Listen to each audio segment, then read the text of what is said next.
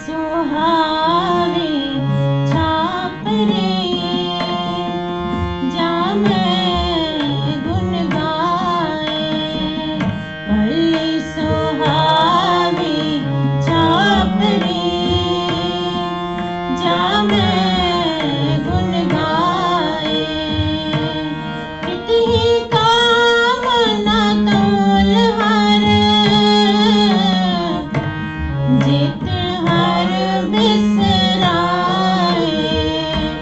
कितनी कामना तोल हर जित हर बिसराए भली सुहावी छाप रे जामे गुन गाए भली सुहावी छाप रे जामे गुन गाए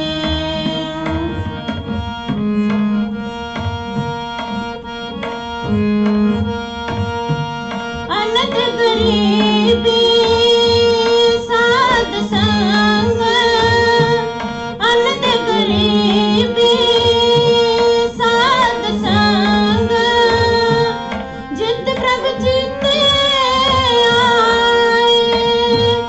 जित प्रभ जित आए जल जाओ हो बड़पना जल जाओ हो बड़पना माया लपटाए माया लपटाए माया लपटाए भली सुहावी छाप रे जामे गुन गाए भली सुहावी छाप रे जामे गुन गाए कितनी कामना तोल हर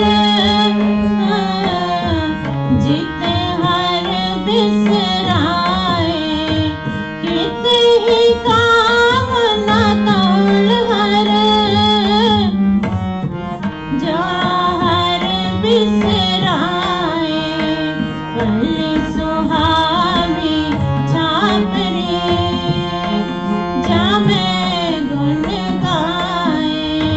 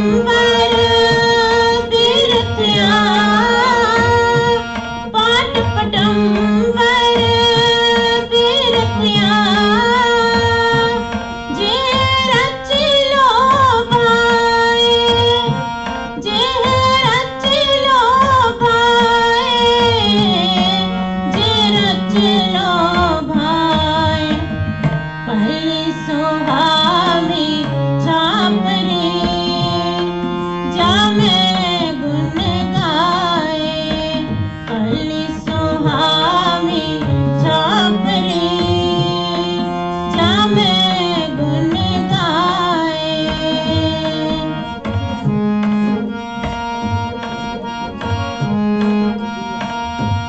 सब किछ तुमरे हाथ प्रभ सब किछ तुमरे हाथ प्रभ आप करे कराए आप करे कराए सास सास सिमरत रहा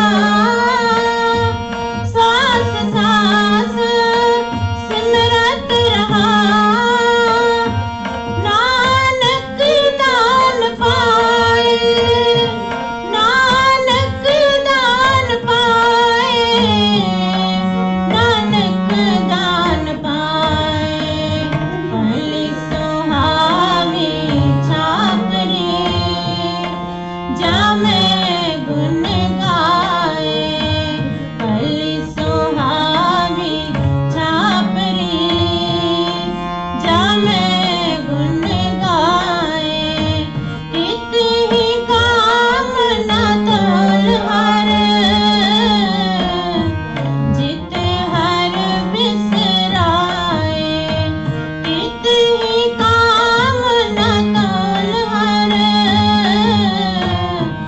जित हर बिसराए भली सुहावी छापरी जा मैं गुण गाए भली सुहावी छापरी जा मैं गुण गाए वाहिगुरु। ਵਾਹਿਗੁਰੂ ਜੀ ਕਾ ਖਾਲਸਾ ਵਾਹਿਗੁਰੂ ਜੀ ਕੀ ਫਤਿਹ। ਅੱਜ ਜਿਸ ਰਚਨਾ ਦੇ ਉੱਤੇ ਇਸ ਕਲਾਸ ਵਿੱਚ ਵਿਚਾਰ ਕਰਨ ਜਾ ਰਹੇ ਹਾਂ, ਇਹ ਰਚਨਾ ਰਾਗ ਸੂਹੀ ਦੇ ਵਿਚਕਾਰ ਪੰਨਾ ਨੰਬਰ 745 ਤੇ ਅੰਕਿਤ ਹੈ। ਗੁਰੂ ਅਰਜਨ ਪਾਤਸ਼ਾਹ ਦੇ ਮੁਖਾਰਬਿੰਦ ਚੋਂ ਸਾਨੂੰ ਇਹ ਸੁਨੇਹਾ, ਸਾਨੂੰ ਇਹ ਤਾਕੀਦ, ਇੰਸਟਰਕਸ਼ਨ ਮਿਲਦੀ ਹੈ। ਇਸ ਦੇ ਵਿਚਕਾਰ ਗੁਰੂ ਸਾਹਿਬ ਬਹੁਤ ਸਟੀਕ ਸਾਨੂੰ ਇੱਕ ਸੁਨੇਹਾ ਦੇ ਰਹੇ ਨੇ। ਸਮਝਣ ਦੀ ਲੋੜ ਹੈ ਸਿਰਫ। ਇੱਕ ਓੰਕਾਰ ਸਤ ਗੁਰ ਪ੍ਰਸਾਦ, ਇਸ ਸ਼ਬਦ ਦੇ, ਇਸ ਰਚਨਾ ਦੇ ਸਭ ਤੋਂ ਪਹਿਲੀ ਲਾਈਨ 'ਚ ਹੀ ਜਿਹੜੀ ਚੀਜ਼ ਸਾਨੂੰ ਸਮਝਣ ਨੂੰ ਮਿਲ ਰਹੀ ਹੈ ਕਿ ਸਾਰੀਆਂ ਸ਼ਕਤੀਆਂ ਦਾ ਮਾਲਕ ਇੱਕ ਹੀ ਹੈ, ਇੱਧਰ ਉੱਧਰ ਭਟਕਣਾ ਨਹੀਂ ਹੈ। ਇੱਕ ਓੰਕਾਰ, ਓੰਕਾਰ ਮਤਲਬ ਸ਼ਕਤੀ ਦਾ ਮਾਲਕ, ਤੇ ਅੱਗੇ ਏਕਾ ਲਾ ਕੇ ਕਿ ਹੋਰ ਲੱਭਣਾ ਨਾ ਇੱਧਰ ਉੱਧਰ ਕਿਤੇ, ਇੱਕੋ ਹੀ ਹੈ, ਇੱਕੋ। ਤੇ ਉਹ ਮੈਨੂੰ ਚੀਜ਼ ਸਮਝ ਕਿੱਦਾਂ ਆਏਗੀ? ਸਤ ਗੁਰ, ਸੁਚੱਜੇ ਗਿਆਨ, ਵਧੀਆ ਨੌਲੇਜ ਦੀ ਬਲੇਸਿੰਗ। ਪ੍ਰਸਾਦ ਮਾਨੇ ਬਲੇਸਿੰਗ, ਆਸ਼ੀਰਵਾਦ, ਗਿਫਟ। ਤਾਂ ਮੈਨੂੰ ਇਹ ਚੀਜ਼ ਸਮਝ ਆਏਗੀ ਤੇ ਸਾਨੂੰ ਇਕਾਗਰਤਾ ਲਾ ਕੇ ਇਸ ਚੀਜ਼ ਨੂੰ ਸਮਝਣਾ ਹੈ। ਰਹਾਉ ਦਾ ਬੰਦ ਇਹਦੇ ਅੰਦਰ ਸਭ ਤੋਂ ਉੱਤੇ ਹੀ ਹੈ, ਪਹਿਲੀਆਂ ਲਾਈਨਾਂ 'ਚ ਹੀ। ਭਲੀ ਸੁਹਾਵੀ ਛਾਪਰੀ ਜਾਂ ਮਹਿ ਗੁਣ ਗਾਏ, ਕਿ ਹੇ ਮਾਲਕ ਮੈਨੂੰ ਉਹ ਝੁੱਗੀ, ਉਹ ਕੁੱਲੀ, ਉਹ ਝੋਪੜੀ ਬਹੁਤ ਸੋਹਣੀ ਹੈ ਜਿਹਦੇ 'ਚ ਰਹਿ ਕੇ ਬਹਿ ਕੇ ਮੈਂ ਉਹਦੇ 'ਚ ਬਹਿ ਕੇ ਤੁਹਾਡੇ ਗੁਣ ਗਾਉਂਦਾ ਹਾਂ। ਹੁਣ ਕੰਪੈਰੀਜ਼ਨ ਕਿਹਦੇ ਨਾਲ ਹੈ ਕਿ ਮੈਨੂੰ ਜਿਹੜੀ ਮਾਲਕ ਨੇ ਬਖਸ਼ੀ ਹੈ ਉਹ ਝੁੱਗੀ ਹੀ ਬਹੁਤ ਹੈ, ਜਿਹਦੇ ਚ ਬਹਿ ਕੇ ਮੈਂ ਮਾਲਕ ਦੇ ਗੁਣ ਗਾਉਂਦਾ ਹਾਂ। ਕੰਪੈਰੀਜ਼ਨ ਕਿਹਦੇ ਨਾਲ ਹੈ? ਕਿਤ ਹੀ ਕਾਮਨਾ ਧੌਲ ਹਰ, ਜਿਤ ਹਰ ਬਿਸਰਾਏ। ਹੁਣ ਕਿਤ ਹੀ ਕਾਮ ਮਤਲਬ ਉਹ ਕਿਸੇ ਕੰਮ ਦਾ ਨਹੀਂ। ਧੌਲ ਹਰ, ਇੱਥੇ ਧੌਲ ਹਰ ਕੀ ਹੈ? ਜਿਹਦੇ ਨਾਲ ਕੰਪੈਰੀਜ਼ਨ ਹੈ ਉਸ ਕੁੱਲੀ ਦਾ, ਉਸ ਛਾਪਰੀ ਦਾ, ਉਸ ਝੁੱਗੀ ਦਾ। ਧੌਲ ਹਰ ਹੈ ਚਮਕਦਾਰ, ਸੋਹਣਾ, ਲਿਸ਼ਕਿਆ ਹੋਇਆ, ਚਿੱਟੇ ਸੰਗਮਰਮਰ ਦਾ ਬਣਿਆ ਹੋਇਆ ਮਹਿਲ, ਉਹ ਹਵੇਲੀ, ਉਹ ਬਹੁਤ ਵਧੀਆ ਕੋਠੀ। ਅੱਜ ਦੀ ਡੇਟ 'ਚ ਸ਼ਹਿਰਾਂ 'ਚ ਹਵੇਲੀਆਂ ਨਹੀਂ ਹੁੰਦੀਆਂ, ਪਰ ਕੋਠੀਆਂ ਹੁੰਦੀਆਂ ਨੇ, ਸੋਹਣੀਆਂ ਸੋਹਣੀਆਂ, ਲਿਸ਼ਕਦੀਆਂ ਹੋਈਆਂ, ਸਾਫ਼ ਸੁਥਰੀਆਂ। ਧੌਲ ਹਰ ਦਾ ਮਤਲਬ ਸਾਫ਼ ਸੁਥਰਾ, ਇੱਕਦਮ ਸਾਫ਼ ਸੁਥਰਾ, ਜਿਹਦੇ 'ਚ ਇੱਕ ਇੱਕ ਚੀਜ਼ ਲਿਸ਼ਕ ਰਹੀ ਹੋਵੇ। ਉਹੋ ਜੀ ਕੋਠੀ, ਉਹੋ ਜਿਹਾ ਮਹਿਲ, ਉਹੋ ਜੀ ਹਵੇਲੀ ਕਿਸ ਕੰਮ ਦੀ? ਜਿਹਦੇ 'ਚ ਰਹਿ ਕੇ ਹਰ ਉਹ ਹਰੀ ਪਰਮਾਤਮਾ ਵਿਸਰ ਜਾਵੇ। ਉਸ ਤੋਂ ਚੰਗਾ ਤੇ ਮੈਨੂੰ ਕੁੱਲੀ, ਉਹ ਛਾਪਰੀ, ਉਹ ਝੁੱਗੀ ਹੀ ਸੋਹਣੀ ਹੈ, ਜਿਹਦੇ 'ਚ ਬਹਿ ਕੇ ਮੈਂ ਤੇਰਾ ਨਾਮ, ਤੇਰੇ ਗੁਣਾਂ ਦੇ ਉੱਤੇ ਵਿਚਾਰ ਤੇ ਕਰ ਲੈਂਦਾ ਹਾਂ। ਤੇ ਜੇ ਅਗਰ ਇਸ ਚੀਜ਼ ਨੂੰ ਸਾਨੂੰ ਸਮਝ ਨਾ ਆਉਂਦੀ ਹੋਵੇ ਤੇ ਫਿਰ ਜੀਣਾ ਵਿਅਰਥ ਹੈ। ਉਹ ਵੀ ਅੱਗੇ ਗੱਲ ਹੈ ਇਸੇ ਸ਼ਬਦ 'ਚ, ਜੀਣਾ ਵਿਅਰਥ ਵਾਲੀ ਗੱਲ ਵੀ ਹੈ। ਅੱਗੇ ਗੁਰੂ ਸਾਹਿਬ ਸਾਨੂੰ ਸਮਝਾਉਂਦੇ ਨੇ, ਅਨੰਦ ਗਰੀਬੀ ਸਾਧ ਸੰਗ ਜਿਤ ਪ੍ਰਭ ਚਿਤ ਆਏ। ਮੈਨੂੰ ਆਨੰਦ ਹੈ, ਆਨੰਦ ਗਰੀਬੀ ਸਾਧ ਸੰਗ। ਹੁਣ ਗਰੀਬੀ ਕੀ ਹੈ? ਕਿ ਜੇਬ 'ਚ ਪੈਸਾ ਨਾ ਹੋਣਾ ਗਰੀਬੀ ਹੈ? ਨਹੀਂ, ਜੇਬ 'ਚ ਅਰਬਾਂ ਰੁਪਈਏ, ਲੱਖਾਂ ਰੁਪਈਏ, ਕਰੋੜਾਂ ਰੁਪਏ ਵੀ ਹੋਣ ਤਾਂ ਵੀ ਗਰੀਬੀ ਮਨ 'ਚ ਪੈਦਾ ਕੀਤੀ ਜਾ ਸਕਦੀ ਹੈ। ਗਰੀਬੀ ਹੈ ਚਾਹ, ਇੱਛਾ। ਉਹ ਗਰੀਬੀ ਕਿਸੇ ਵਾਸਤੇ ਵੀ ਕਿਸੇ ਚੀਜ਼ ਵਾਸਤੇ ਵੀ ਹੋ ਸਕਦੀ ਹੈ। ਨਾਨਕ ਨਾਮ ਗਰੀਬੀ ਪਾਈ, ਕਿ ਮੈਨੂੰ ਜਿਸ ਚੀਜ਼ ਦੀ ਥੋੜ ਹੈ, ਮੈਨੂੰ ਜਿਸ ਚੀਜ਼ ਦੀ ਲੋੜ ਹੈ, ਜਿਹਦੀ ਥੋੜ ਹੈ ਤੇ ਉਹਦੀ ਲੋੜ ਹੈ, ਉਹ ਹੈ ਗਰੀਬੀ। ਜਿਹਨੂੰ ਥੋੜ ਨਾ ਹੋਵੇ, ਉਹਨੂੰ ਲੋੜ ਨਾ ਹੋਵੇ, ਤੇ ਉਹ ਗਰੀਬ ਹੋ ਹੀ ਨਹੀਂ ਸਕਦਾ। ਅਰਬਾਂ ਰੁਪਈਏ ਜੇਬ 'ਚ ਰੱਖ ਕੇ ਵੀ ਬੰਦਾ ਗਰੀਬ ਹੋ ਸਕਦਾ ਹੈ। ਫੱਕੜ ਵਰਡ ਇੱਕ ਕਹੀ ਜਾਂਦਾ ਨਾ, ਫੱਕਰ ਜਿਹਦੇ ਕੋਲ ਪੈਸੇ ਨਹੀਂ ਹੁੰਦੇ। ਕੰਗਲਾ ਇੱਕ ਹੋਰ ਵਰਡ ਹੁੰਦਾ ਹੈ, ਪਰ ਗਰੀਬੀ ਉਹਦੇ ਵਾਸਤੇ ਸਟੀਕ ਵਰਡ ਨਹੀਂ ਹੈ ਜਿਹਦੇ ਕੋਲ ਪੈਸੇ ਨਹੀਂ ਹੈਗੇ। ਜੇ ਮੇਰੀ ਜੇਬ 'ਚ ਪੈਸੇ ਨਹੀਂ ਹੈਗੇ ਤੇ ਮੈਨੂੰ ਉਹਦੀ ਥੋੜ ਮਹਿਸੂਸ ਨਹੀਂ ਹੋ ਰਹੀ, ਉਹਦੀ ਲੋੜ ਮਹਿਸੂਸ ਨਹੀਂ ਹੋ ਰਹੀ, ਤੇ ਮੈਨੂੰ ਗਰੀਬ ਕਹਿਣਾ ਠੀਕ ਨਹੀਂ ਹੈ। ਕੰਗਲਾ ਕਹਿ ਸਕਦੇ ਹੋ, ਫੱਕੜ ਕਹਿ ਸਕਦੇ ਹੋ। ਗਰੀਬੀ ਇੱਕ ਬਹੁਤ ਸੋਹਣਾ ਸੁੰਦਰ ਵਰਡ ਹੈ। ਥੋੜ ਔਰ ਲੋੜ, ਜੇ ਮੈਨੂੰ ਹਰੀ ਪਰਮਾਤਮਾ ਦੇ ਗੁਣਾਂ ਦੀ ਲੋੜ ਹੈ ਤੇ ਮੈਨੂੰ ਉੱਥੇ ਮੇਰੇ 'ਚ ਨਾਮ ਗਰੀਬੀ ਹੈ, ਮੈਂ ਗਰੀਬ ਹਾਂ। ਜੇ ਕਿਸੇ ਇੱਕ ਬਹੁਤ ਦੌਲਤਵਾਨ ਆਦਮੀ ਨੂੰ ਕੋਈ ਗਰੀਬ ਕਹਿ ਦੇਵੇ ਤੇ ਉਹ ਚਿੜ ਕਿਉਂ ਜਾਵੇ? ਉਹ ਹਰ ਪਾਸੋਂ ਪਰਿਪੂਰਨ ਪਰਿਪੱਕ ਨਹੀਂ ਹੋ ਸਕਦਾ, ਉਹਦੇ 'ਚ ਕਿਸੇ ਨਾ ਕਿਸੇ ਚੀਜ਼ ਦੀ ਗਰੀਬੀ ਜ਼ਰੂਰ ਹੈ। ਇੱਥੇ ਗੁਰੂ ਸਾਹਿਬ ਕੀ ਸਮਝਾ ਰਹੇ ਨੇ? ਆਨੰਦ ਗਰੀਬੀ ਸਾਧ ਸੰਗ, ਕਿ ਮੈਨੂੰ ਉਹ ਜੇ ਸਾਧਨ ਵਾਲਿਆਂ ਦਾ, ਸਮਝਣ ਵਾਲਿਆਂ ਦਾ, ਪੜ੍ਹਨ ਲਿਖਣ ਵਾਲਿਆਂ ਦਾ ਸੰਗ ਨਹੀਂ ਮਿਲ ਰਿਹਾ। ਮੇਰੀ ਗਰੀਬੀ ਉੱਥੇ ਹੈ ਕਿ ਮੈਨੂੰ ਸਾਧ ਸੰਗ ਮਿਲ ਜਾਵੇ। ਆਨੰਦ ਗਰੀਬੀ ਸਾਧ ਸੰਗ। ਦੂਜੇ ਪਾਸੋਂ ਦੇਖੋ ਤੇ ਉਹੋ ਜੇ ਪੜ੍ਹੇ ਲਿਖਿਆਂ ਦੇ ਨਾਲ ਰਹਿ ਕੇ ਨਾਮ ਦੀ ਗਰੀਬੀ ਜੇ ਮੇਰੇ 'ਚ ਹੈ ਤੇ ਮੈਨੂੰ ਉਹਦੇ 'ਚ ਬੜਾ ਆਨੰਦ ਹੈ।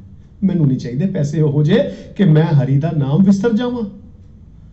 ਮੈਨੂੰ ਨਹੀਂ ਚਾਹੀਦਾ ਉਹੋ ਜਿਹਾ ਧੌਲਾ ਵਧੀਆ ਮਹਿਲ, ਕੋਈ ਬਹੁਤ ਵਧੀਆ ਕੋਠੀ, ਕੋਈ ਬਹੁਤ ਵਧੀਆ ਬੰਗਲਾ ਜਾਂ ਕੋਈ ਬਹੁਤ ਵਧੀਆ ਹਵੇਲੀ ਨਹੀਂ ਚਾਹੀਦੀ ਜਿੱਥੇ ਮੈਂ ਪ੍ਰਭੂ ਦਾ ਨਾਮ ਵਿਸਰ ਜਾਵਾਂ। ਮੈਨੂੰ ਉਹ ਝੋਪੜੀ ਚੰਗੀ ਹੈ ਜਿੱਥੇ ਬਹਿ ਕੇ ਮੈਂ ਹਰੀ ਦੇ ਗੁਣਾਂ ਦੀ ਗੱਲ ਕਰਦਾ ਹਾਂ, ਉਹਦੇ ਗੁਣ ਗਾਇਨ ਕਰਦਾ ਹਾਂ, ਧਾਰਨ ਕਰਦਾ ਹਾਂ। ਅਨੰਦ ਗਰੀਬੀ ਸਾਧ ਸੰਗ ਜਿਤ ਪ੍ਰਭ ਚਿਤ ਆਏ, ਕਿ ਉਹੋ ਜੇ ਸਾਧੂਆਂ ਸਾਧਣ ਵਾਲਿਆਂ ਦਾ, ਸਾਧੂ ਮਤਲਬ ਭੇਖੀ ਨਹੀਂ, ਸਾਧਣ ਵਾਲੇ ਜਿਹੜੇ ਸਾਧੂ, ਉਹਨਾਂ ਦੇ ਸਾਧੂਆਂ ਦਾ ਸੰਗ ਕਰਕੇ ਜਿਹੜੀ ਮੇਰੀ ਗਰੀਬੀ ਹੈ ਉਹ ਮੈਨੂੰ ਬਹੁਤ ਆਨੰਦ ਦਿੰਦੀ ਹੈ ਕਿ ਉਹਦੇ ਨਾਲ ਪ੍ਰਭੂ ਜਿਹੜਾ ਹੈ ਮੈਨੂੰ ਚਿੱਤ ਆਂਦਾ ਹੈ, ਮੈਂ ਭੁੱਲਦਾ ਨਹੀਂ, ਵਿਸਰਦਾ ਨਹੀਂ। ਜਲ ਜਾਓ ਇਹ ਬੜਪਨਾ ਮਾਇਆ ਲਪਟਾਏ। ਹੁਣ ਗਰੀਬੀ ਚੰਗੀ ਹੈ ਨਾ, ਜੇ ਮੈਂ ਦੱਸ ਦਿੱਤਾ ਕਿ ਮੈਨੂੰ ਥੋੜ ਹੈ ਔਰ ਲੋੜ ਹੈ, ਉਹ ਚੰਗੀ ਹੈ। ਇਹੋ ਜਿਹਾ ਬੜਪਨਾ ਕੀ, ਗਰੀਬੀ ਦਾ ਉਲਟ ਹੈ ਬੜਪਨਾ, ਕਿ ਮੇਰੇ ਕੋਲ ਬਹੁਤ ਹੈ। ਕਿ ਇਹੋ ਜਿਹਾ ਬੜਪਨਾ ਵੀ ਮੇਰੇ ਕਿਸ ਕੰਮ ਦਾ ਕਿ ਮਾਇਆ ਹੀ ਮੇਰੇ ਆਸ-ਪਾਸ ਲਪਟਾਈ ਰੱਖੇ। ਮਾਇਆ ਦਾ ਮਤਲਬ ਖਾਲੀ ਪੈਸਾ ਨਹੀਂ, ਮਾਇਆ ਦਾ ਮਤਲਬ ਪੈਸਾ ਨਹੀਂ ਖਾਲੀ, ਪਾਵਰ, ਰਿਸੋਰਸਸ। ਇੱਕ ਰਿਸੋਰਸਫੁਲ ਇਨਸਾਨ ਉਹ ਵੀ ਮਾਇਆ ਦੇ ਬੰਧਨ ਤੋਂ ਬਾਹਰ ਨਹੀਂ ਹੈ, ਉਹ ਵੀ ਮਾਇਆ ਲਪਟਾਇਆ ਹੈ। ਖਾਲੀ ਪੈਸਾ ਨਹੀਂ, ਪਾਵਰ, ਰਿਸੋਰਸਸ, ਬਹੁਤ ਸਾਰੇ ਬੰਦੇ ਮੇਰੇ ਪਿੱਛੇ ਲੱਗੇ ਹੋਣ, ਉਹ ਵੀ ਮਾਇਆ ਹੈ। ਮਾਇਆ ਹਰ ਇੱਕ ਉਹ ਚੀਜ਼ ਹੈ ਜੋ ਮੈਨੂੰ ਆਪਣੇ ਪਾਥ ਤੋਂ ਭਟਕਾ ਦਿੰਦੀ ਹੈ। ਇੱਕ ਮਾਇਆ ਹੋਰ ਹੈ, ਮਮਤਾ। ਮਾਇਆ, ਮਮਤਾ, ਮੋਹਣੀ। ਤੇ ਮਾਇਆ ਕਿਸੇ ਵੀ ਤਰ੍ਹਾਂ ਦੀ ਹੋ ਸਕਦੀ ਹੈ।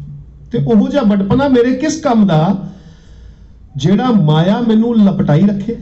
ਮੈਂ ਹਰ ਵਾਰ ਕਦੀ ਨਾ ਕਦੀ ਕਿਸੇ ਨਾ ਕਿਸੇ ਚੱਕਰ 'ਚ ਹੀ ਪਿਆ ਰਵਾਂ ਤੇ ਮੈਨੂੰ ਆਪਣੀ ਮੁੱਢ ਹੀ ਭੁੱਲ ਜਾਵੇ। ਮੁੱਢੋਂ ਟੁੱਟਿਆ ਜਿਵੇਂ ਕਹਿੰਦੇ ਨਾ, ਤੇ ਫਿਰ ਸ਼ਾਖਾਂ ਤੇ ਸੁੱਕਣਗੀਆਂ। ਅਸੀਂ ਇਹਦੇ ਅੰਦਰ ਫਿਰ ਹੁਣ ਕੀ ਐਗਜ਼ਾਮਪਲ ਸਾਨੂੰ ਇਹ 4 ਪਦਿਆਂ ਦੇ ਅੰਦਰ ਹੈ। ਇਹਦਾ ਪਹਿਲਾ ਪਦਾ ਅਸੀਂ ਹੁਣੇ ਸਮਝਿਆ, ਜਲ ਜਾਓ ਇਹ ਬੜਪਨਾ ਮਾਇਆ ਲਪਟਾਏ, ਅਨੰਦ ਗਰੀਬੀ ਸਾਧ ਸੰਗ ਜਿਤ ਹਰ ਚਿਤ ਪ੍ਰਭ ਚਿਤ ਆਏ। ਪਹਿਲੇ ਪਦੇ ਦੇ ਅਨੁਸਾਰ ਸਾਨੂੰ ਉਹੋ ਜੀ ਸੰਗਤ ਨਹੀਂ ਚਾਹੀਦੀ ਬੜਪਨੇ ਵਾਲੀ ਜਿਹੜੀ ਸਾਡੀ ਜੈ ਜੈਕਾਰੀ ਕਰਦੀ ਰਵੇ, ਬਹੁਤ ਵਧੀਆ, ਬਹੁਤ ਵਧੀਆ, ਬੱਲੇ ਬੱਲੇ, ਸ਼ਾਬਾਸ਼। ਇਹ ਵੀ ਮਾਇਆ ਹੈ। ਤੇ ਮੇਰੇ ਕੋਲ ਇੰਨੇ ਕੁ ਪੈਸੇ ਹੋਣ, ਇੰਨਾ ਕੁ ਮਾਇਆ, ਇੰਨੀ ਕੁ ਦੌਲਤ ਹੋਵੇ ਕਿ ਮੈਂ ਸੱਚੀ ਮੁੱਚੀ ਰੱਬ ਵਿਸਰ ਜਾਵਾਂ, ਨਹੀਂ ਚਾਹੀਦੀ ਨਾ ਇਹੋ ਜੀ। ਜਲ ਜਾਓ ਇਹੋ ਜਿਹਾ ਬੜਪਨਾ ਜਲ ਜਾਏ। ਅਗਲੇ ਜਿਹੜਾ ਪਦਾ ਹੈ ਉਹਦੇ ਚ ਗੱਲ ਗੁਰੂ ਸਾਹਿਬ ਸਾਨੂੰ ਸਮਝਾ ਰਹੇ ਨੇ, ਪੀਸਨ ਪੀਸ ਓਡ ਕਾਮਰੀ ਸੁਖ ਮਨ ਸੰਤੋਖ ਆਏ। ਹੁਣ ਪੀਸਨ ਪੀਸ ਕੀ ਹੁੰਦਾ ਹੈ? ਇੱਕ ਨਾ ਬੜਾ ਕਾਮਨ ਜਿਹਾ ਐਗਜ਼ਾਮਪਲ ਹੈ ਕਿ ਇਹਨੂੰ ਜੇਲ੍ਹ 'ਚ ਬੰਦ ਕਰ ਦੋ, ਉੱਥੇ ਚੱਕੀ ਪੀਣੀ ਪਏਗੀ, ਮਤਲਬ ਮਿਹਨਤ ਕਰਨੀ ਪਏਗੀ, ਨੌਕਰੀ ਕਰਨੀ ਪਏਗੀ, ਇੱਥੋਂ ਤੱਕ ਕਿ ਕਿਸੇ ਦੀ ਚਾਕਰੀ ਕਰਨੀ ਪਏਗੀ। ਉਹਦਾ ਇੱਕ ਐਗਜ਼ਾਮਪਲ ਹੈ ਕਿ ਬਹੁਤ ਹੱਡ ਤੋੜ ਮਿਹਨਤ, ਗੁਲਾਮੀ ਕਰਨ ਬਰਾਬਰ ਇੱਕ ਗੱਲ ਕੀਤੀ ਗਈ ਕਿ ਪੀਸਨ ਪੀਸ, ਚੱਕੀ ਚਲਾਣਾ। ਇੱਕ ਕਾਮਨ ਐਗਜ਼ਾਮਪਲ ਹੈ ਕਿ ਜੇਲ੍ਹ 'ਚ ਬੰਦ ਹੋ ਕੇ ਚੱਕੀ ਚਲਾਣੀ ਪੈਂਦੀ ਹੈ। ਉਹ ਇੱਕ ਹੱਡ ਤੋੜ ਮਿਹਨਤ ਕਰਨੀ ਪੈਂਦੀ ਹੈ, ਬਾਉਂਡ ਹੋ ਕੇ, ਗੁਲਾਮੀ।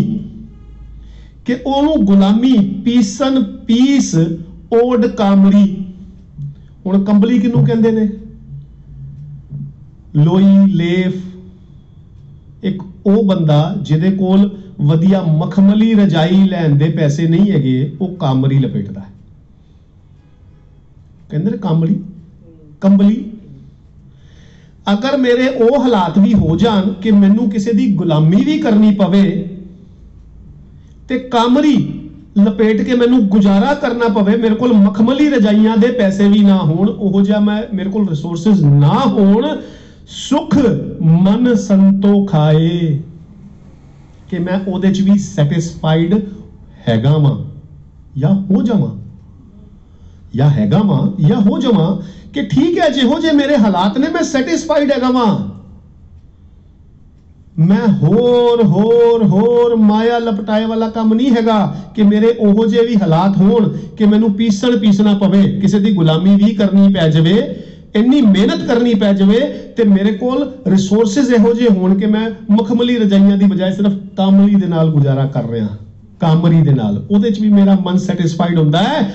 ਐਸੋ ਰਾਜ ਨਾ ਕੀਤੇ ਕਾਜ ਜਿਤ ਨਹਿ ਤ੍ਰਿਪਤਾਏ। ਇਹੋ ਜਿਹਾ ਵੀ ਰਾਜ ਕਿਸ ਕੰਮ ਦਾ ਕਿ ਐਡੀ ਸਾਰੀਆਂ ਚੀਜ਼ਾਂ ਵੀ ਹੋਣ, ਜਿੱਦਾਂ ਮੇਰੇ ਕੋਲ ਕਾਮਰੀ ਹੈ, ਠੀਕ ਹੈ, ਮੇਰੇ ਕੋਲ ਮਖਮਲੀ ਰਜਾਈ ਵੀ ਹੋਵੇ, मैं पीसण भी नहीं पीस रहा, मैं अपनी मर्जी का काम कर रहा, किसी की गुलामी भी नहीं कर रहा, वो भी किसी का करन दा या अपने बिजनेस होने का या अपने रिसोर्सिस होने का की फायदा जे मेरे मन च सैटिस्फैक्शन ही नहीं है। ऐसो राज ना किते काज, किते किसे काम दे नहीं जे मन च सैटिस्फैक्शन नहीं है। जित नह तृप्ताए, तृप्ताए मतलब प्यास बुझ जानी, तृप्त हो जाना। जे नहीं तृप्त हो रहा तो सब कुछ होने का भी कोई फायदा नहीं, कोई फायदा नहीं। नगन अगले पदे दे अंदर गुरु साहब की समझा रहे ने, नगन फिरत रंग एक कै, नगन फिरत रंग एक कै ओह शोभा पाए।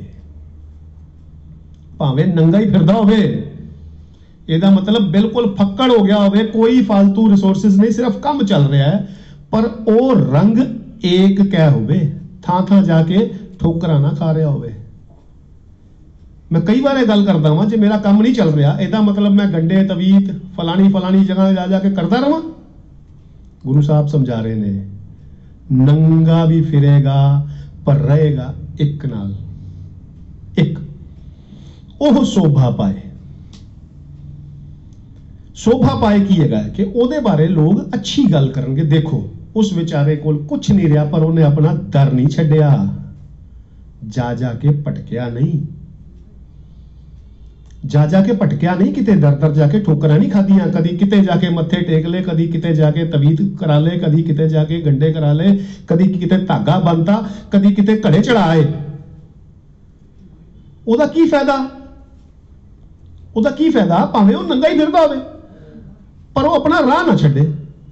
वो एक टेक धर जिए रे, एक टेक तू लाहे बिडानी आस, कोई होर आस क्यों करा। चाहे नंगा नगन फिरत रंग एक कह ओह शोभा पाए।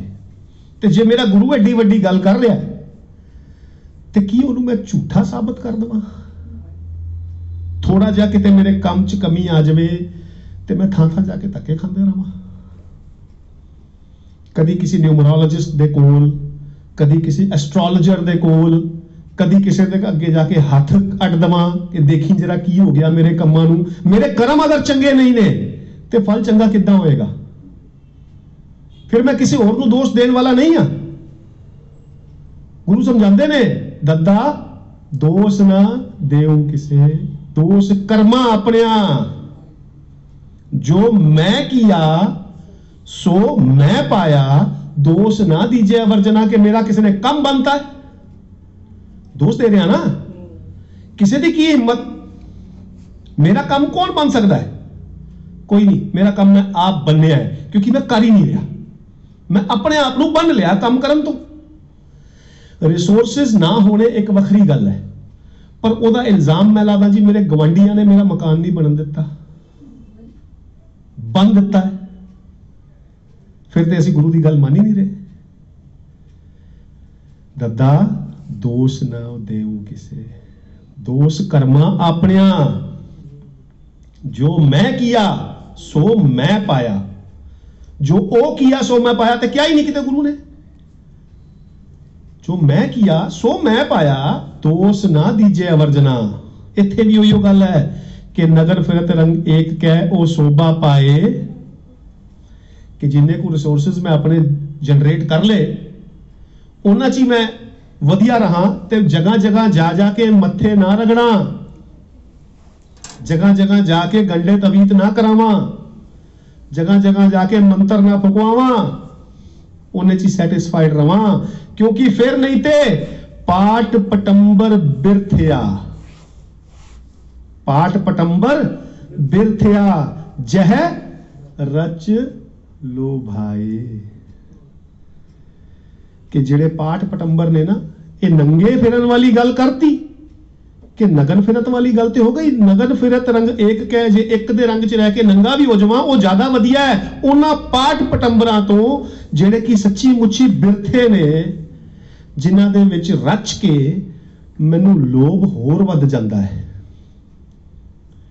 जह रच लो भाई, मेरी सैटिस्फैक्शन नहीं हो पाती, मैं होर वड्डी चीज़ां नूं की नाम है लोचदा रहना हाँ, क्योंकि गुरु साहब ने उन्हें समझाया है पीसन पीस ओड कामरी सुख मन संतोखाए, सेटिस्फाइड है मन, ऐसे राज उयो गल आ रही है थे भी, ऐसे राज ना किते काज जित नह त्रिपताए। जदों त्रिपताएगा नहीं तो लोभ आएगा, लोभ आएगा, लोभ आना स्वाभाविक है।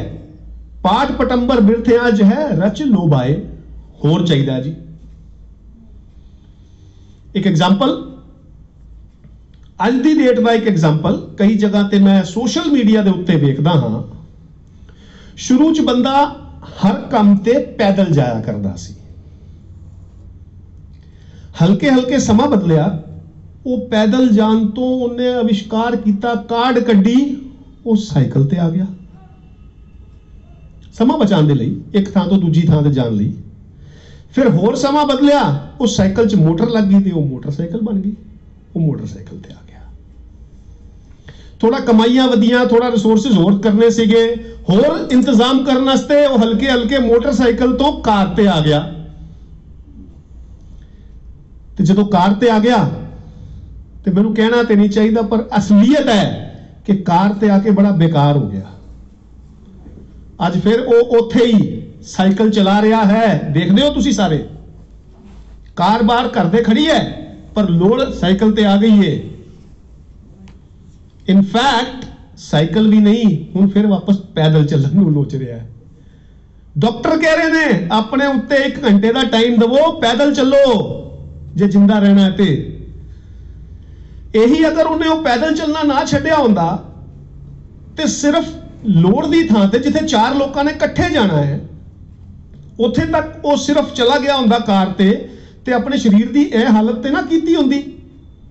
क्योंकि गुरु साहब जो सानू चीज़ां समझा रहे ने, ये 400 साल पहले जिहड़ी गल लिखी है वो अज साबित हो रही है। पाठ पटंबर बिरथिया जह रच लोभ आए, लोभ दे अंदर आ के असी अपने आप नू शरीर खराब कर लिया। पैदल चल सकदा सी, नहीं चलिया। हुण जब डॉक्टर कह रहा चल ते चल नहीं पा रहा, लोभ जा गया, लोभ जा गया। वापस जा रहे हैं ना सी, ते सानू ये चीज़ां समझनियां पैणगियां। ये कोई ऐदां ही किसी वास्ते कथावां या कहानियां नहीं लिखतियां, ये यूनिवर्सल ट्रूथ है। This is actually universal truth. असी ऐदां ही इहनूं यूनिवर्सल ट्रूथ नहीं कहंदे। एक एक चीज़ दा, एक एक शब्द दा, एक एक अक्षर दा मतलब है, समझना पड़ेगा। सब किछ तुमरे हाथ प्रभ आप करे कराए। हुण प्रभ नूं लभण किथे जाओगे? असी इस क्लास दे विचकार एक बहुत वधिया टॉपिक नूं लैके चल रहे हैं कि प्रभ कौन, किथे लभण जाओगे? सब किछ घर में बाहर नहीं, इत्थे लभो प्रभ। ओनू मनाओ, वो चलाएगा तुहानू। उसे दा किया कराया है जिहड़ा छुप के तुहाडे अंदर बैठा है, वो बाहर नहीं है। काहे रे बन खोजन जाए, काहे रे बन खोजन जाए, अपने अंदर लभ लो। वो प्रभ तुहाडे अंदर है। सब किछ तुमरे हाथ प्रभ आप करे कराए। करेगा भी वो आप, कराएगा भी वो आप। गुरु ने तुहानू ज्ञान देना है, उस ज्ञान ते चलना तुसी है।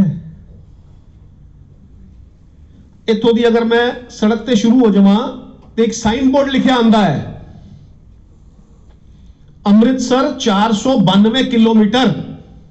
उन्हें राह दस्या, सीधा तीर ला के इधर वल चला जा। वो बोर्ड अमृतसर नहीं है,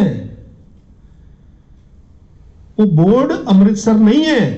उन्हें राह दस्या, चलना तुसी है। गुरु ने ते आप उन्हां राहां ते चल के दिखाया है, ते असी सिर्फ गुरु नूं खड़े होके चलदे वेखदे रहिए? नहीं, गुरु ने राह ते चल के विखाया, और राह दस्या कि तू भी चल, ते असी भी चलना है। असी चलना है। अज रवायती रूप दे विचकार, रवायती रूप च मैं दोबारा दोहरा रहा, गुरु तेग बहादुर साहब दा शहीदी पुरब मना रही ने संगतां। अफसोस बिपर दे कहण ते अज मना रही ने। कैलकुलेशन के अनुसार सीसगंज साहब गुरुद्वारे के बाहर एक तरीक लिखी है 11 नवंबर। कैलकुलेशन के अनुसार अगर तुसी उन्होंने सटीक देखो तो ग्रिगोरियन कैलेंडर लागू होने तो बाद, ग्रिगोरियन कैलेंडर जिहड़ा लागू होंदा है जदों असी जूलियन कैलेंडर तो चेंज करते हाँ तो 13 दिनों का तकरीबन फर्क पैंदा है। उस अनुसार वो तरीक पक्की मिथी जानी चाहिए है जो कि नानक शाही कैलेंडर मुताबिक मिथी गई है, वो है 24 नवंबर। असी 24 नवंबर को मनाया, पर क्योंकि असी किसी प्रभाव हेठ हाँ, गलती साडी नहीं है, साडी सिर्फ इन्नी गलती है कि असी स्टडी नहीं कर रहे, सिर्फ इन्नी गलती है। अदरवाइज गुरु साहब दे सम्मान दे विचकार असी सारे रोज गुरपुरब मना सकते हाँ, असी रोज गुरपुरब मना सकते हाँ, पर सानू सोझी कित्थों मिलेगी? गुरु तो, गुरु तो सानू सोझी मिलेगी। जदों भाई गुरदास जी गुरु नानक साहब बारे गल करते ने, मारिया सिक्का जगत विच नानक निर्मल पंथ चलाया, ते की असी अज ओ निर्मल रहन दिता है? असी मलीन हो गए हाँ, क्योंकि असी बिपर दे प्रभाव हेठ हैगे हाँ, बिपर दे प्रभाव हेठ। बिपर सानू दसदा है कि असी किस दिन अपने गुरु का प्रकाश पुरब मनाना है, असी उस दिन मनाने। बिपर सानू कहता है कि असी किस दिन गुरु का शहीदी पुरब मनाना है, असी उस दिन मनाने। असी गुरु के कहे अनुसार क्यों नहीं चल सकते? मैं इत्थों तक कह देना हुन्ना वा कि जेड़ा पहरावा गुरु हरगोबिंद पातशाह ने फौज सजाई सी, सबनों पता है, जेड़ा पहरावा उस वेले दा चुस्त पहरावा सी, वो सानू बख्शिया। उन्होंने हुक्म किया कि यह पाना है, किसी ने चोला नहीं पाना, कछहरा क्या पाओ, पजामी पाओ, पजामा पाओ, कुर्ता पाओ, सीते वस्त्र पाओ, एक चुस्त पहरावा दिता। गुरु साहब अज परतख आ जान, वो अज दे तरीक दे अनुसार चुस्त पहरावा तुहानू कहणगे पाओ। मेरा सिख सिंह की तैयारी तो उस वेले हो गई सी, कहते ने मेरा सिख हमेशा तैयार बर तैयार रवे, अवेसला नहीं होना चाहिए। वो जिन्ना एडवांस सानू कर सकते सन उन्होंने किया, पर अज असी बैकवर्ड हो गए। असी एडवांस नहीं होना चाहते, असी नवीं चीज़ों वाल नहीं जाना चाहते। सानू जे श्रद्धांजलि देनी है सच्ची गुरु साहबां नूं, जे उन्हां दीयां गईयां कईयां होईयां गल्लां ते चलना है, तो सानू अपने फैसले आप लेने पैणगे। सानू बार बार हर साल बिपर वाल मुंह करके नहीं बहना पड़ेगा कि बिपर जी दसो किदन मैं प्रकाश पुरब मनावा ते किदन मैं शहीदी पुरब मनावा। कोट कोट नमन है, पर थोड़ा जा सानू अपने अंदर भी झाती मारनी पड़ेगी। सब किछ तुमरे हाथ प्रभ आप करे कराए। हुण प्रभ दी खोज किदां? जिद्दां गुरु ने आप चल के विखाया। चांदनी चौक गुरु ने आप सीस वार दिता, सीस वार दिता धर्म की खातर। कई लोग अक्सर कह देंगे ने हिंद की चादर गुरु तेग बहादुर, नहीं, धर्म की चादर गुरु तेग बहादुर। क्योंकि उस वेले जे जरवाना एक धर्म का सी और मजलूम एक धर्म का सी, ते गुरु मजलूम दे नाल खड़ा होया। गुरु साहब ने उन्हां दी गल करन वास्ते आगरे तक गए, उथों दी गिरफ्तार करके दिल्ली ले आया गया। जे किते जरवाना दूसरे धर्म का हुंदा ते मजलूम दूसरे धर्म का हुंदा, ते गुरु ने फिर मजलूम दी बांह फड़नी सी। उन्हें कोई ऐ समझ के नहीं कि यह खास धर्म का है मैं उसकी बांह फड़ांगा, गुरु ने निमाणे दी बांह फड़ी। ਸਾਨੂੰ ਵੀ ਇਸ ਸ਼ਹਾਦਤ ਤੋਂ ਸਿੱਖਣਾ ਚਾਹੀਦਾ ਹੈ ਕਿ ਅਸੀਂ ਆਪਣਾ ਸੀਸ ਕਟਾ ਕੇ ਨਾ ਸਹੀ ਗੁਰੂ ਦੇ ਅੱਗੇ ਨਿਵਾ ਕੇ ਤੇ ਸ਼ਹਾਦਤ ਦੇ ਸਕਦੇ ਹਾਂ। ਗੁਰੂ ਦੀ ਗੱਲ ਨੂੰ ਆਪਣੇ ਸੀਸ ਦੇ ਅੰਦਰ ਐਂਟਰ ਕਰਨ ਵਾਸਤੇ ਤਿਆਰ ਤੇ ਹੋ ਸਕਦੇ ਹਾਂ। ਗੁਰੂ ਕਹਿੰਦਾ ਮੈਂ ਆਪਣਾ ਸੀਸ ਕਟਾਇਆ, ਤੁਸੀਂ ਨਿਵਾ ਤੇ ਲਵੋ, ਹੰਕਾਰ ਨੂੰ ਛੱਡ ਤੇ ਦਵੋ। ਜਿਹੜੀ ਗੁਰੂ ਸਾਹਿਬ ਸਾਨੂੰ ਇੱਥੇ ਗੁਰੂ ਅਰਜਨ ਪਾਤਸ਼ਾਹ ਸਮਝਾ ਰਹੇ ਨੇ, ਉਹ ਉੱਥੇ ਗੁਰੂ ਤੇਗ ਬਹਾਦਰ ਸਾਹਿਬ ਨੇ ਆਪਣੇ ਤੇ ਵਰਤਾ ਕੇ ਦਿਖਾਇਆ ਨਿਮਾਣਾ ਪੰਥੀ, ਕਿ ਕਿਸੇ ਇੱਕ ਮਜ਼ਲੂਮ ਦੇ ਵਾਸਤੇ ਗੱਲ ਕਰਨ ਦੇ ਲਈ ਵਕਤ ਦੇ ਰਾਜੇ ਦੇ ਕੋਲ ਆਪ ਚੱਲ ਕੇ ਗਏ ਨੇ, ਸ਼ਹਾਦਤ ਦਿੱਤੀ ਹੈ ਨਿਮਾਣੇ, ਹੰਕਾਰ ਨਹੀਂ ਹੈਗਾ। ਉਹ ਤੇ ਗੁਰੂ ਸਾਹਿਬ ਦੇ ਪਿੱਛੇ ਬਹੁਤ ਸਿੱਖ ਸੀਗੇ, ਕਿਸੇ ਦੋ ਬੰਦਿਆਂ ਨੂੰ ਭੇਜ ਦਿੰਦੇ, ਜਾਓ ਗੁਰੂ ਨੇ ਭੇਜਿਆ ਗੱਲ ਕਰਨ ਵਾਸਤੇ, ਆਪ ਕਿਉਂ ਗਏ? ਉਹ ਨਿਮਾਣਾਪਨ ਉਹਨਾਂ ਨੇ ਸਾਨੂੰ ਕਰਕੇ ਦਿਖਾਇਆ ਤੇ ਅਸੀਂ ਅੱਜ ਉਹਨਾਂ ਤੋਂ ਸਿੱਖ ਵੀ ਨਹੀਂ ਰਹੇ। ਕਦੋਂ ਸਿੱਖਾਂਗੇ? ਮੈਂ ਬਾਰ-ਬਾਰ ਕਹਿੰਦਾ ਅਸੀਂ 550 ਸਾਲ ਲੇਟ ਹੈਗੇ ਆ, ਹੋਰ ਕਿੰਨਾ ਲੇਟ ਹੋਵਾਂਗੇ। ਸਾਸ ਸਾਸ ਸਿਮਰਤ ਰਹਾ ਨਾਨਕ ਦਾਨ ਪਾਏ। ਸਾਸ ਸਾਸ, ਕੋਈ ਇਹ ਨਹੀਂ ਕਿਹਾ ਕਿ ਮੈਂ ਸ਼ਾਮੀ 5 ਤੋਂ 6 ਹੀ ਸਿਮਰਾਂ, ਇਹ ਵੀ ਨਹੀਂ ਕਿਹਾ ਕਿ ਸਵੇਰੇ 3 ਤੋਂ 6 ਜਾਂ 3 ਤੋਂ 4 ਜਾਂ 4 ਤੋਂ 8, ਸਿਰਫ ਜਿਸ ਵੇਲੇ ਆਸਾ ਦੀ ਵਾਰ ਲਾਵਾਂਗਾ ਉਸੇ ਵੇਲੇ ਸਿਮਰਾਂਗਾ। ਸ਼ਾਮੀ ਰਹਿਰਾਸ ਕਰਾਂਗਾ 5:45 ਵਜੇ, ਉਸ ਟਾਈਮ ਸਿਮਰ ਲਵਾਂਗਾ। ਸਾਸ ਸਾਸ, ਇਹਦਾ ਮਤਲਬ ਕਿ ਮੇਰੀ ਹਰ ਸਾਹ ਦੇ ਨਾਲ ਮੈਨੂੰ ਗਿਆਨ ਰਵੇ, ਬੋਲਣਾ ਨਹੀਂ ਹੈ ਸਿਮਰਨਾ, ਹਰ ਸਾਹ ਨਾਲ ਮੇਰੇ ਸਮਰਨ ਚ ਰਵੇ, ਮੇਰੀ ਸਿਮਰਤੀ ਚ ਵਸਿਆ ਹੋਵੇ। ਸਾਸ ਸਾਸ, ਇਹ ਇੱਥੇ ਦਾ ਜਿਹੜਾ ਸਾਰ ਹੈ, ਉਹ ਵਾਪਸ ਅਸੀਂ ਚਲਦੇ ਹਾਂ ਰਹਾਉ ਦੇ ਬੰਦ ਦੇ ਵਿਚਕਾਰ। ਭਲੀ ਸੁਹਾਵੀ ਛਾਪਰੀ ਜਾਂ ਮਹਿ ਗੁਣ ਗਾਏ। I should be satisfied with whatever I have. ਰੋਟੀ ਮੈਂਡੀ ਕਾਟ ਕੀ ਲਾਵਣ ਮੇਰੀ ਭੁੱਖ, ਕਿਤ ਹੀ ਕਾਮਨਾ ਧੌਲ ਹਰ ਜਿਤ ਹਰ ਬਿਸਰਾਏ। ਜਿੰਨਾ ਖਾਦੀ ਚੋਪੜੀ ਘਣੇ ਸਹਿਣਗੇ ਦੁੱਖ। If I am satisfied with whatever I have, ਉਹੀ ਬਹੁਤ ਸੁੱਖ ਹੈ, ਜਿਹਦੇ ਚ ਮੈਨੂੰ ਹਰ ਨਹੀਂ ਵਿਸਰਦਾ, ਜਿਹਦੇ ਚ ਮੈਨੂੰ ਪਰਮਾਤਮਾ ਦੇ ਗੁਣ ਭੁੱਲਦੇ ਨਹੀਂ। ਉਹ ਜੇ ਮਹਿਲ ਮਾੜੀਆਂ ਦਾ ਕੋਈ ਫਾਇਦਾ ਨਹੀਂ, ਜਿਹਦੇ ਵਿਚਕਾਰ ਪੈ ਕੇ ਮੈਂ ਮਾਇਆ ਦੇ ਲੋਭ ਦੇ ਅੰਦਰ ਗਲਤਾਨ ਹੋ ਜਾਂਦਾ ਵਾਂ ਤੇ ਭੁੱਖ ਮੇਰੀ ਵੱਧਦੀ ਚਲੀ ਜਾਂਦੀ ਹੈ। ਅੱਜ ਦੀ ਹਾਜ਼ਰੀ ਇੰਨੀ ਪ੍ਰਵਾਨ। ਕੋਈ ਸਵਾਲ? ਵਿਪਰ ਪੁੱਛ ਰਹੇ ਸੀ। ਹਿੰਦੀ ਚ ਵਰਡ ਹੈ ਵਿਪਰੀਤ। ਜੋ ਵਿਪਰ ਵਰਡ ਹੈ ਨਾ, ਉਹ ਹੋਰ ਕੁਝ ਨਹੀਂ ਹੈ, ਜੋ ਵਿਪਰੀਤ ਹੈ। ਹੁਣ ਉਹ ਕੌਣ ਕਰ ਸਕਦਾ ਹੈ, ਉਹਦੀ ਬ੍ਰਾਂਡਿੰਗ ਨਹੀਂ ਕੀਤੀ ਜਾ ਸਕਦੀ। ਵਿਪਰ ਦਾ ਵੈਸੇ ਮਤਲਬ ਹੈ ਜਿਹੜਾ ਵਿਪਰੀਤ ਚੱਲੇ, ਉਲਟਾ ਜਾਣਾ ਸਿੱਧੇ ਨਾਰਥ ਨੂੰ ਹੈ, ਉਹ ਜਾ ਰਿਹਾ ਹੋਵੇ ਸਾਊਥ ਨੂੰ, ਤੇ ਵਿਪਰ ਕਹਿ ਦਿੰਦੇ ਨੇ ਜਿਹੜਾ ਵਿਪਰੀਤ ਚੱਲਦਾ ਹੈ। ਅਗਰ ਸਮੇਂ ਦੇ ਨਾਲ ਲੈ ਕੇ ਚੱਲਦੇ ਆ, ਜਿਸ ਸਮੇਂ ਤੋਂ ਅਸੀਂ ਅੱਜ ਲੰਘ ਰਹੇ ਆ, ਉਸ ਸਮੇਂ ਨੂੰ ਵਿਚਾਰਦੇ ਆ ਤੇ ਇਉਂ ਪ੍ਰਤੀਤ ਹੁੰਦਾ ਕਿ ਜਿਸ ਸਮੇਂ ਬਾਣੀ ਉਚਾਰਨ ਕੀਤੀ ਗਈ ਹੈ, ਉਸ ਸਮੇਂ ਵੀ ਅੱਜ ਵਰਗੇ ਕੁਝ ਹਾਲਾਤ ਹੋਣਗੇ ਗੁਰੂ ਸਾਹਿਬ ਦੇ ਸਾਹਮਣੇ। ਉਹ ਅੱਜ ਵੀ ਸਮਾਂ ਕਰੀਬਨ ਉਸ ਤਰ੍ਹਾਂ ਹੀ ਮਹਿਸੂਸ ਹੋ ਰਿਹਾ ਜਿਸ ਤਰ੍ਹਾਂ ਸੱਚ ਹੈਗਾ। ਦੇਖੋ, ਜਰਵਾਣੇ ਹਰ ਵੇਲੇ ਹੋਏ ਨੇ। ਜੇ ਅਗਰ ਥੋੜਾ ਜਿਸ ਤਰ੍ਹਾਂ ਜਰਵਾਣੇ ਮਤਲਬ ਮੀਨਸ ਹਰ ਬੰਦੇ ਨੂੰ ਸ਼ਬਦਾਵਲੀ ਵਿੱਚ, ਜਰਵਾਣੇ ਮਤਲਬ ਜਿਹੜੇ ਜ਼ੁਲਮ ਕਰਦੇ ਨੇ, ਹਾਂ, ਜ਼ੁਲਮ ਕਰਨ ਵਾਲੇ ਜ਼ੁਲਮੀ ਲੋਕ ਹਰ ਵੇਲੇ ਹੋਏ ਨੇ।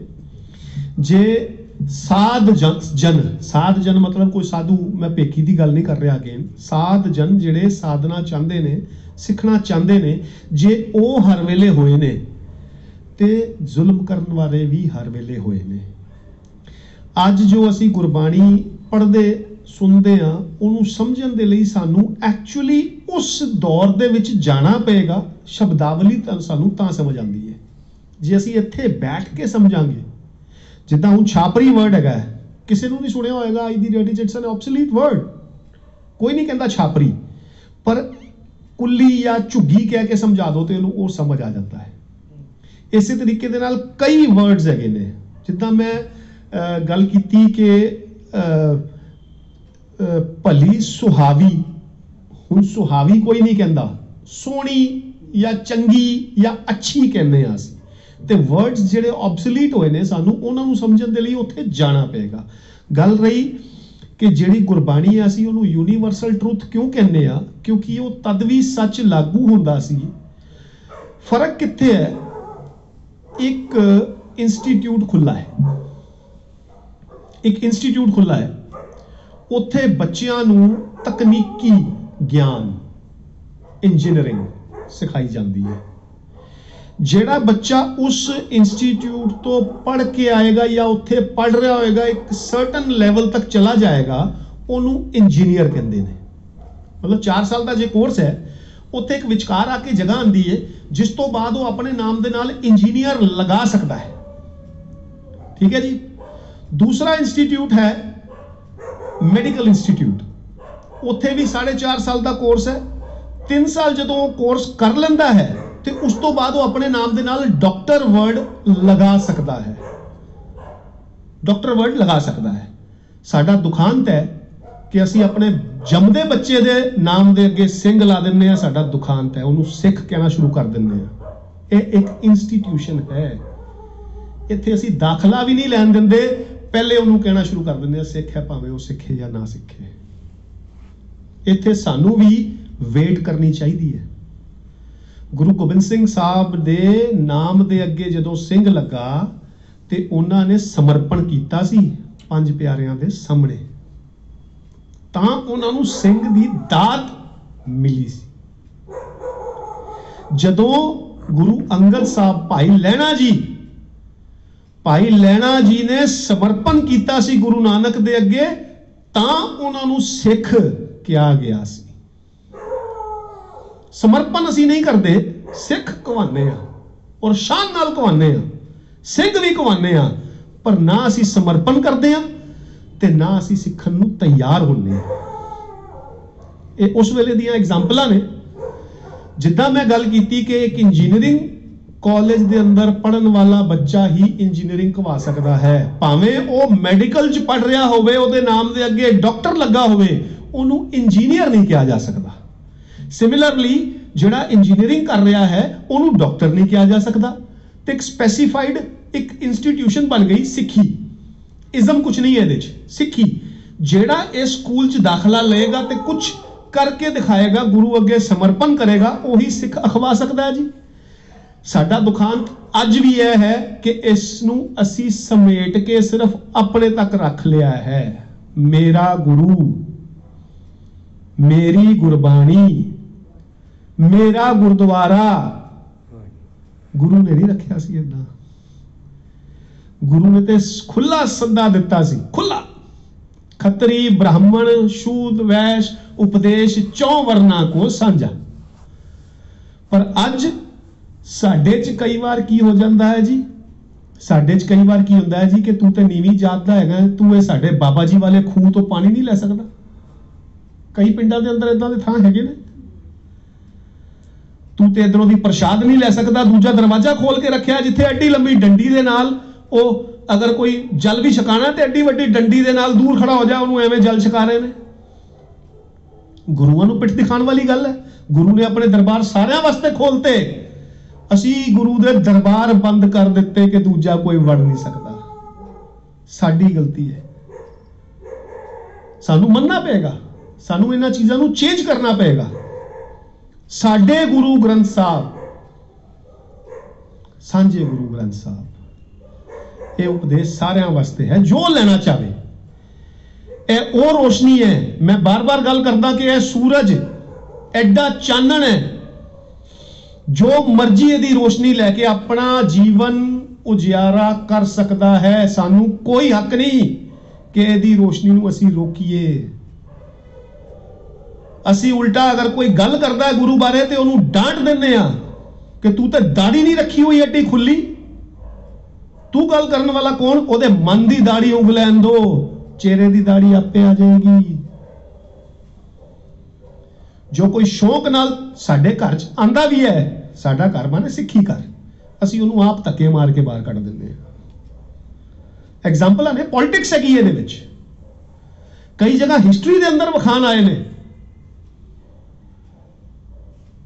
BR ਅੰਬੇਡਕਰ ਆਪਣੇ ਪੂਰੇ ਅਨੁਯਾਈਆਂ ਦੇ ਨਾਲ ਆਇਆ ਜੀ, ਮੈਂ ਸਿੱਖੀ ਸਟੱਡੀ ਕੀਤੀ ਹੈ, ਮੈਂ ਚਾਹਨਾ ਵਾਂ ਕਿ ਮੈਂ ਸਿੱਖ ਬਣਾ।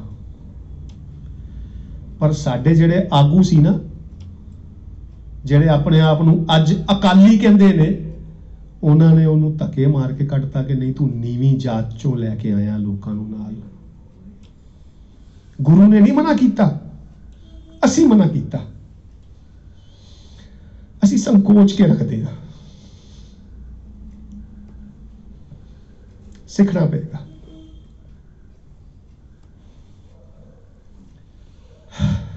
बोले सो निहाल। 2 ਜਨਵਰੀ ਤੋਂ ਅਸੀਂ ਆਨੰਦ ਸਾਹਿਬ ਦੇ ਉੱਤੇ ਵਿਚਾਰ ਸ਼ੁਰੂ ਕਰਾਂਗੇ। ਇੱਕ ਸ਼ਬਦ ਉਹਦੇ ਵਿਚਕਾਰ ਜੋ ਹੈ, ਪੂਰਾ ਆਨੰਦ ਸਾਹਿਬ ਦਾ ਅਸੀਂ ਸੀਰੀਜ਼ ਸਮਝੋ ਇੱਕ ਸ਼ੁਰੂ ਕਰਾਂਗੇ। ਅੱਜ ਦੀ ਹਾਜ਼ਰੀ ਇੰਨੀ ਪ੍ਰਵਾਨ ਕਰਨੀ, ਦਵੋ ਅਸੀਸ ਕੇ ਗੁਰਬਾਣੀ ਪੜਨ, ਸਮਝਣ ਅਤੇ ਵਿਚਾਰ ਕਰਨ ਦੀ ਜਾਚ ਆ ਜਾਵੇ। ਵਾਹਿਗੁਰੂ ਜੀ ਕਾ ਖਾਲਸਾ, ਵਾਹਿਗੁਰੂ ਜੀ ਕੀ ਫਤਿਹ। ਵਾਹਿਗੁਰੂ ਜੀ ਕਾ ਖਾਲਸਾ, ਵਾਹਿਗੁਰੂ ਜੀ ਕੀ ਫਤਿਹ। ਆਪ ਸਭ ਦਾ ਨਿੱਘਾ ਸਵਾਗਤ ਹੈ ਚੈਨਲ ਭਾਈ ਸਾਹਿਬ ਜੀ ਤੇ। ਭਾਈ ਸਾਹਿਬ ਜੀ ਚੈਨਲ ਜੋ ਆਪ ਸਭ ਦੀ ਸੇਵਾ ਵਿੱਚ ਹਾਜ਼ਰ ਹੋਇਆ ਹੈ, ਇਹ ਗੁਰਮਤਿ ਦੀਆਂ ਵਿਚਾਰਾਂ ਦੀ ਸਾਂਝ ਦੇ ਲਈ ਸ਼ੁਰੂ ਕੀਤਾ ਗਿਆ ਹੈ। ਇਸ ਦੇ ਉੱਤੇ ਸਮੇਂ-ਸਮੇਂ ਦੇ ਉੱਤੇ ਵਿਚਾਰਕ, ਸਮੇਂ-ਸਮੇਂ ਤੇ ਵੱਖਰੇ-ਵੱਖਰੇ ਪ੍ਰਚਾਰਕ ਔਰ ਕੌਮ ਦੇ ਮਹਾਨ ਜੋ ਵਿਦਵਾਨ ਨੇ, ਜਿਨ੍ਹਾਂ ਨੇ ਖੋਜਾਂ ਕੀਤੀਆਂ ਨੇ ਹਿਸਟਰੀ ਰਿਲੇਟਡ ਔਰ ਗੁਰਮਤ ਰਿਲੇਟਡ, ਉਹਨਾਂ ਦੇ ਨਾਲ ਅਸੀਂ ਵਿਚਾਰਾਂ ਦੀ ਸਾਂਝ ਕਰਿਆ ਕਰਾਂਗੇ ਇਸ ਚੈਨਲ ਦੇ ਰਾਹੀਂ, ਔਰ ਆਪ ਸਭ ਦੇ ਸਮਕਸ਼ ਅਸੀਂ ਉਹਨਾਂ ਵਿਚਾਰਾਂ ਨੂੰ ਲੈ ਕੇ ਆਵਾਂਗੇ। ਆਪ ਸਭ ਨੂੰ ਬੇਨਤੀ ਹੈ ਕਿ ਇਸ ਚੈਨਲ ਦੇ ਉੱਤੇ ਇੱਕ ਸਬਸਕ੍ਰਿਪਸ਼ਨ ਦਾ ਬਟਨ ਹੈ, ਉਹਨੂੰ ਦਬਾ ਕੇ ਇਸ ਚੈਨਲ ਨੂੰ ਸਬਸਕ੍ਰਾਈਬ ਕਰ ਲਓ ਤੇ ਉਸ ਤੋਂ ਨਾਲ ਹੀ ਇੱਕ ਘੰਟੀ ਦਾ ਬੈਲ ਆਈਕਨ ਹੈ, ਉਹਨੂੰ ਪ੍ਰੈਸ ਕਰਕੇ ਇਸ ਚੈਨਲ ਨੂੰ ਨੋਟੀਫਿਕੇਸ਼ਨ ਵੀ ਸਬਸਕ੍ਰਾਈਬ ਕਰ ਲਓ, ਤਾਂ ਕਿ ਜਦ ਵੀ ਇਸ ਚੈਨਲ ਦੇ ਉੱਤੇ ਕੋਈ ਨਵੀਂ ਵੀਡੀਓ ਪਾਈ ਜਾਵੇ ਤੇ ਆਪ ਨੂੰ ਉਸ ਦੀ ਸੂਚਨਾ ਮਿਲ ਜਾਵੇ ਤੇ ਆਪ ਉਸ ਵੀਡੀਓ ਦੇ ਅੰਦਰ ਜਿਹੜੇ ਗੁਰਮਤ ਦੇ ਵਿਚਾਰਾਂ ਦੀ ਸਾਂਝ ਕੀਤੀ ਜਾਏਗੀ, ਉਹਦਾ ਲਾਭ ਉਠਾ ਸਕੋ ਤੇ ਉਹਦਾ ਆਨੰਦ ਮਾਣ ਸਕੋ। ਆਪ ਦੇ ਕੋਲ ਜਦੋਂ ਵੀ ਕੋਈ ਸਵਾਲ ਹੋਣ, ਆਪ ਇਸੇ ਚੈਨਲ ਦੇ ਉੱਤੇ ਜੋ ਕੰਟੈਕਟ ਇਨਫੋਰਮੇਸ਼ਨ ਹੈ ਦਿੱਤੀ ਗਈ, ਉਹਦੇ ਉੱਤੇ ਆਪਣੇ ਸਵਾਲ ਭੇਜ ਸਕਦੇ ਹੋ, ਤਾਂ ਕਿ ਅਗਲੇ ਆਉਣ ਵਾਲੇ ਪ੍ਰੋਗਰਾਮ ਦੇ ਵਿਚਕਾਰ ਅਸੀਂ ਉਹਨਾਂ ਸਵਾਲਾਂ ਦੇ ਉੱਤੇ ਵੀ ਡਿਸਕਸ ਕਰ ਸਕੀਏ। ਆਪ ਜੀ ਦਾ ਇੱਕ ਵਾਰ ਫਿਰ ਨਿੱਘਾ ਸਵਾਗਤ ਹੈ ਚੈਨਲ ਭਾਈ ਸਾਹਿਬ ਜੀ ਤੇ। ਵਾਹਿਗੁਰੂ ਜੀ ਕਾ ਖਾਲਸਾ, ਵਾਹਿਗੁਰੂ ਜੀ ਕੀ ਫਤਿਹ।